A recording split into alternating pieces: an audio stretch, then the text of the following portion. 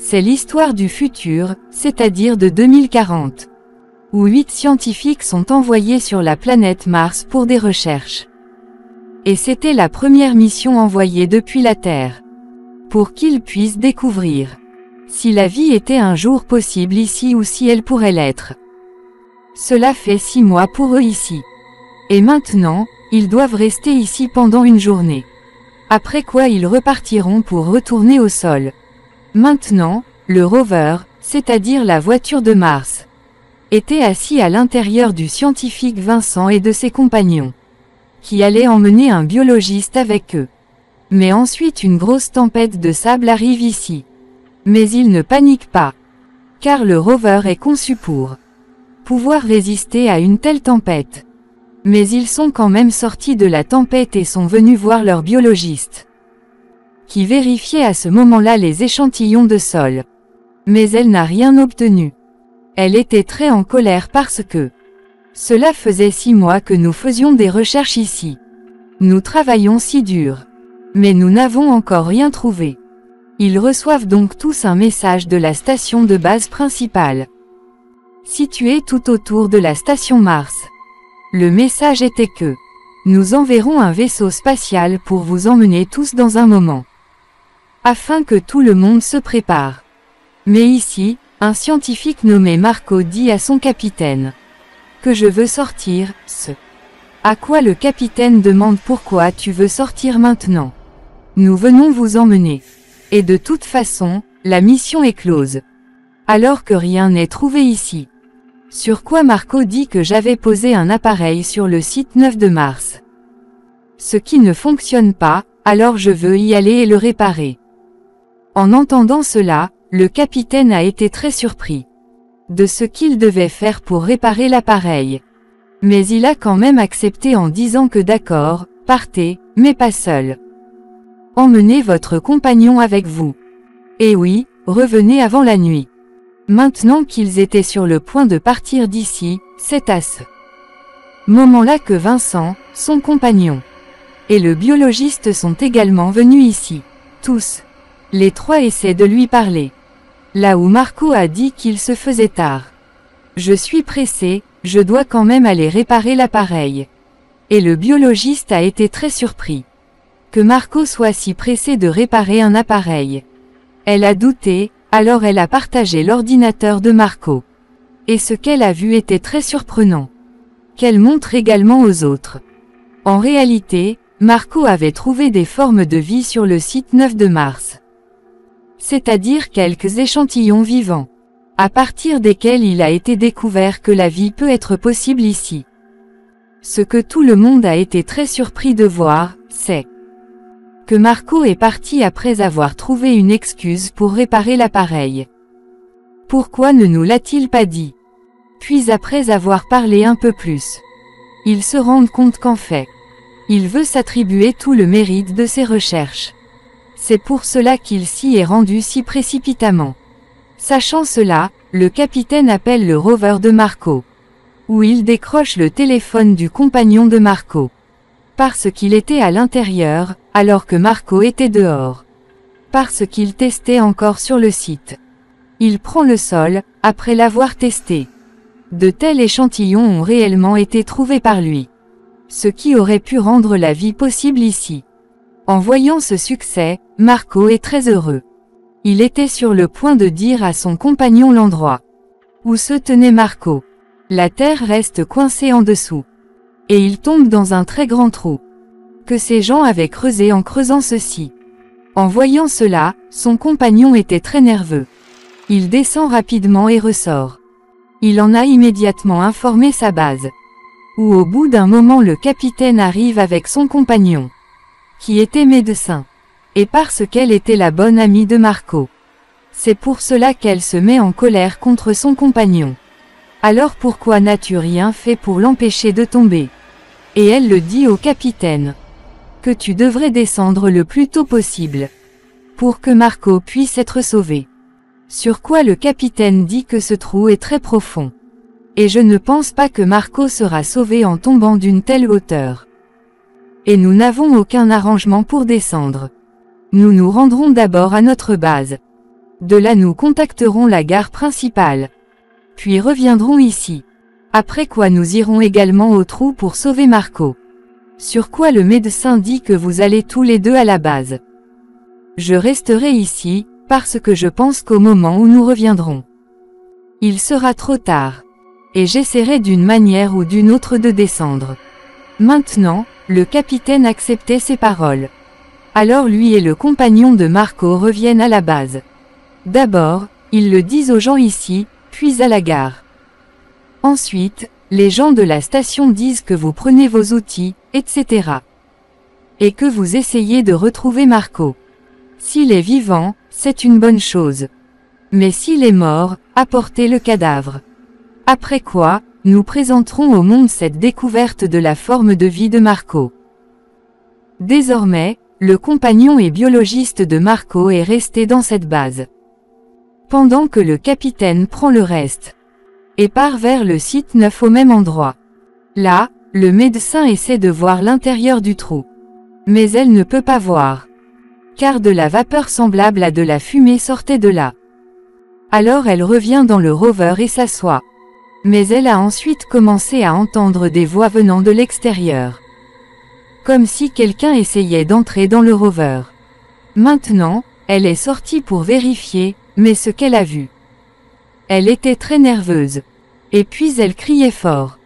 Ce qu'elle a vu, nous ne pouvons pas le montrer. Parce que l'écran devient noir ici. Désormais, le capitaine arrive également ici avec ses compagnons. Le capitaine et Vincent commencèrent alors à regarder à l'intérieur du trou. Pendant que les deux autres scientifiques montent à l'intérieur du rover. Pour pouvoir appeler le médecin. Mais quand ils vérifient tout le rover, ils ne trouvent le médecin nulle part. Alors ils supposent que d'une manière ou d'une autre, elle a dû entrer dans le trou pour sauver Marco. Après quoi ils attachent Vincent avec une corde. Et commencent à l'envoyer dans le trou. Maintenant, quand il arrive au fond de ce trou, il découvre ici une chose étrange. Qui était en fait une bactérie vivante. Qui se développait rapidement sur les pierres. Cette chose a semblé étrange à Vincent. Alors pour le moment, sans y prêter attention, il se met à la recherche de Marco et du médecin. Mais il ne les trouve nulle part, alors il sort. Maintenant, son compagnon pilote raconte que j'ai vu les empreintes de deux personnes qui se dirigent vers notre base. Ce qui a beaucoup surpris le capitaine. Il pense qu'il n'y avait personne ici à part Marco et le médecin. Il est donc certain que les empreintes sont bien celles d'eux. Mais même si Marco avait survécu, et que le médecin l'avait fait sortir, pourquoi ne sont-ils pas montés à bord du rover? Pourquoi marchaient-ils ainsi? Quoi qu'il en soit, il existe un type d'alerte dans la base. Ce quelqu'un arrive vers leur base. Puis le biologiste et le compagnon de Marco vérifient. Il pensait que nous aurions un compagnon. Alors le compagnon de Marco alla ouvrir la porte.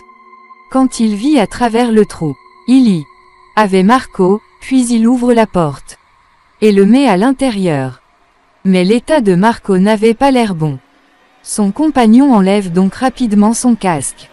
Mais il a eu très peur de voir que le visage de Marco est devenu très noir. Sa peau est également devenue étrange. Et il ne ressemble pas du tout à un humain. Après quoi il perd le contrôle. Attaque son compagnon avec une perceuse. Après l'avoir battu, Marco l'a fait beaucoup de blessés. Mais quand même, au bon moment, il sonne l'alarme de sécurité. Ce que le biologiste est venu vérifier. Mais le médecin est également venu avec Marco. Elle était également dans le même état. Et ici elle aussi perd le contrôle et attaque le biologiste. Et court après elle comme un fou. Mais le biologiste la pousse. La frappe avec les jambes et la jette. Et d'une manière ou d'une autre, elle les avait enfermés tous les deux dans une pièce. C'est-à-dire qu'il était clair que les empreintes étaient celles de deux. Mais personne n'avait idée qu'ils étaient devenus étranges comme ça. Maintenant, le capitaine sort également avec ses compagnons. Quand il entend des bruits étranges venant de la base, il a très peur. Alors il arrête ses compagnons à l'extérieur. Et entre seul à l'intérieur de la base pour vérifier ce qui ne va pas. Il a très peur de voir qu'il y a du sang partout. Et la biologiste se tenait nerveusement à l'extérieur de la pièce, dans laquelle elle les avait enfermés tous les deux. Le capitaine avait aussi peur de voir leur état. Il pense aussi à ce qui leur est arrivé. Mais il dit au biologiste qu'il va falloir sortir d'ici rapidement. Ils ont l'air très dangereux. Maintenant, le biologiste est sorti d'ici. Mais au moment où le capitaine était sur le point de partir, la porte s'ouvre et Marco sort. Et il attaque également le capitaine en l'attaquant. Mais il a réussi à sauver sa vie et à s'en sortir. Mais il a été très blessé. Le capitaine et le biologiste en parlent à tout le monde. Mais personne n'a cru ce qu'ils ont dit. Mais quand il l'a vu lui-même depuis le trou, il avait très peur de voir l'état de Marco et du médecin. Comme le capitaine était très blessé, ces gens l'ont emmené rapidement au deuxième but. Il fut allongé et les compagnons de Vincent commencèrent à le soigner. Il y avait un médecin là-bas. Le capitaine lui dit que mon état empire. J'oublie les choses d'une manière étrange. J'ai assez soif. En entendant cela, le pilote lui donne de l'eau. Mais le capitaine perd le contrôle et se tient le coup. Il ne le quittait pas, même après de nombreuses tentatives. Cela signifie qu'il perd également le contrôle. Et devient comme Marco et le médecin. Cela se produit en réalité à cause d'un virus. Et la raison en était la bactérie trouvée dans ce trou. Là où Marco est tombé et il en a été infecté. Quiconque il attaque est mort.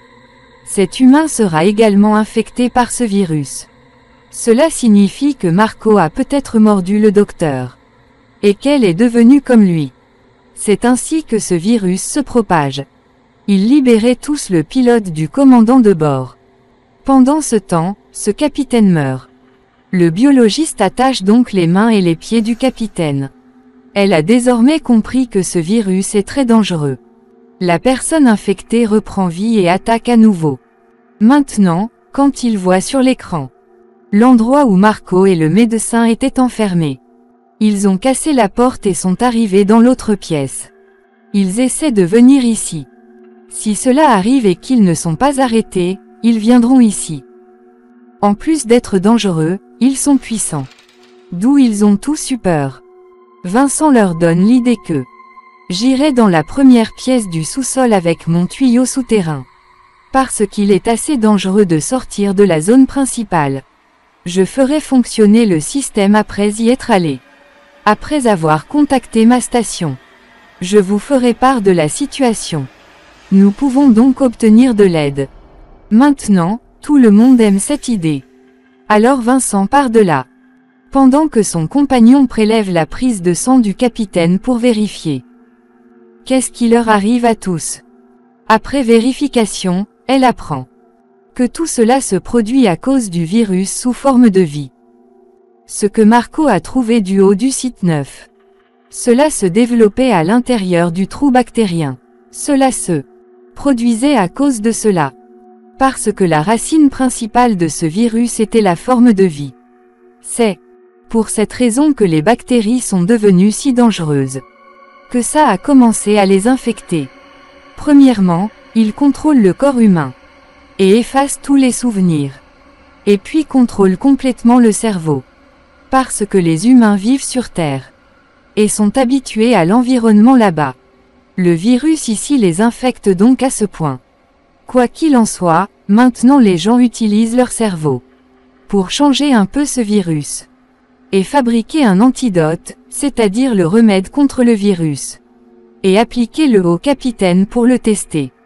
Quand il a découvert que ça fonctionnait. Parce que le virus doublait. Dans les cellules du capitaine. Ce processus s'était désormais arrêté. Ce qui leur procurait un peu de tranquillité d'esprit. Là, Vincent avait atteint la première salle. Où il répare le système et recommence à envoyer des messages à la station. Mais ensuite les lumières ont commencé à s'éteindre. Ce qui a empêché le système de s'allumer. Voyant cela, Vincent sort. Pour qu'il puisse voir le désordre. Lorsqu'il a découvert que le compagnon de Marco, sur lequel Marco avait attaqué avec une perceuse, avait également été infecté par ce virus. Et après avoir perdu le contrôle, il faisait des dégâts dans le système principal. Dès qu'il aperçoit Vincent, il se met à courir vers lui. Voyant cela, Marco et le médecin ont également commencé à venir vers là. Voyant désormais la vie de Vincent en danger, ses compagnons font du bruit pour qu'ils reviennent à leur porte. Voyant cela, le biologiste pulvérise sur eux cet antidote, ce qui les affaiblit et les fait tomber. Et à ce moment-là, Vincent revient également dans cette pièce, par le tuyau, où est également venu le compagnon infecté de Marco. Voilà que le biologiste s'occupe du compagnon de Marco, pour lui sauver la vie et lui dit de sortir. Le compagnon du pilote était maintenant à la porte. Il sentit donc que le biologiste s'était arrêté à l'intérieur. Parce que maintenant, elle est également infectée. Il fait donc sortir Vincent et son compagnon, et enferme le biologiste à l'intérieur, avec le compagnon de Marco qui a été infecté. C'est pour cette raison que la pauvre fille s'est retrouvée coincée avec lui. Et maintenant, ces trois-là commencent à courir hors de cette pièce, où Marco, infecté, attaque le compagnon de Vincent et le blesse. Ensuite, ces personnes l'ont emmené au véhicule blessé. Et voilà Vincent injecte à son compagnon, pour qu'il ne lui arrive rien. Maintenant, ces gens se souviennent que l'énergie électrique de ce rover est faible. Mais il y a beaucoup de puissance dans un rover qui reste sur la touche. Alors tous se dirigent maintenant vers lui.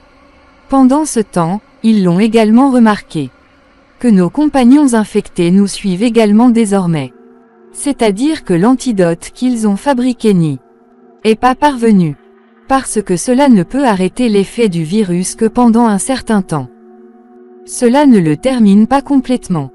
Après un certain temps, l'effet du virus se reproduit. Autrement dit, ce virus est si dangereux. Là, ils atteignirent la ligne de touche.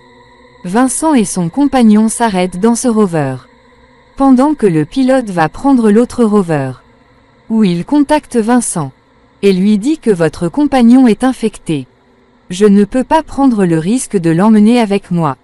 Si vous voulez m'accompagner à l'endroit où le vaisseau spatial vient les emmener, alors vous devrez quitter votre compagnon.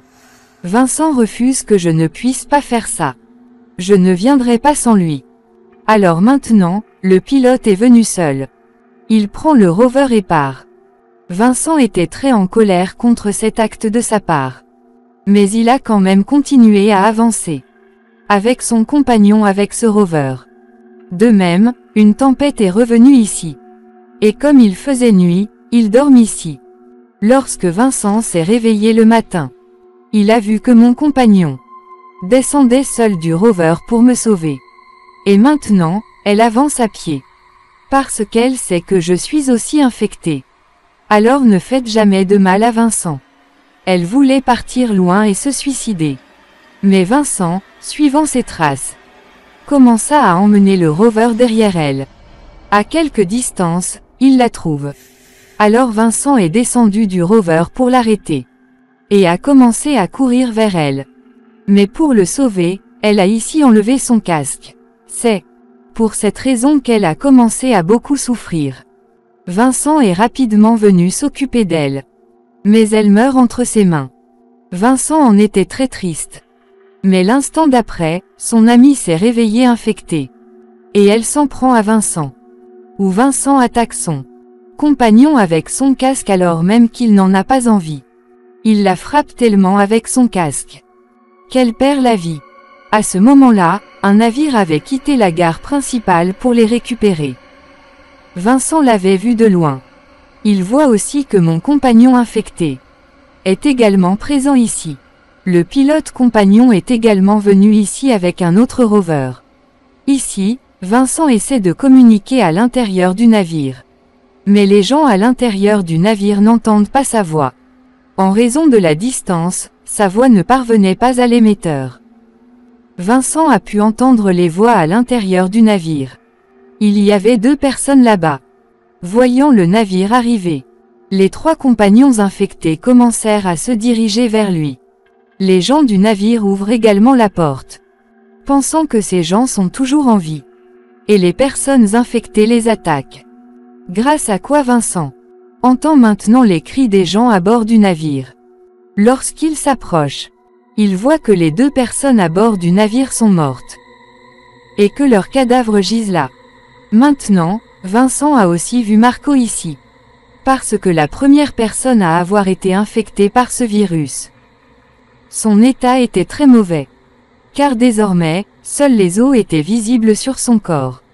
Quoi qu'il en soit, Vincent monte à bord du bateau. Lorsqu'il arrive à la cabine du pilote, il constate que le pilote était déjà présent ici. Mais maintenant, il est infecté. Vincent le regarde et dit que tu ne viens pas avec moi. Parce que nous ne pouvons pas emmener ce virus dans notre monde, la Terre. Tout comme mon compagnon ne pouvait pas y aller. Vous n'y allez pas non plus maintenant. Sur quoi le pilote dit que non, j'y vais. Parce que nous trouverons son traitement après être allé sur Terre. Mais Vincent a quand même commencé à l'arrêter. Et c'est ainsi que commence le combat des 2. Dans ce combat, le pilote attaque Vincent avec un couteau. Et là, il s'est évanoui. Maintenant, le pilote a redémarré le vaisseau spatial. Et a commencé à se diriger vers le sol. Entre-temps, Vincent reprit ses esprits. Il est venu par derrière et a commencé à essayer de l'arrêter. Il le frappe avec la tête de son casque et le blesse.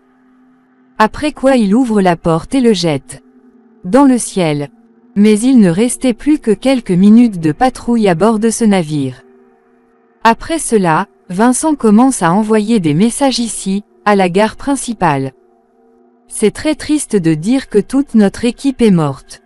À cause d'un tel virus, qui a commencé ici. Sous forme de vie et s'est ensuite propagé à tout le monde.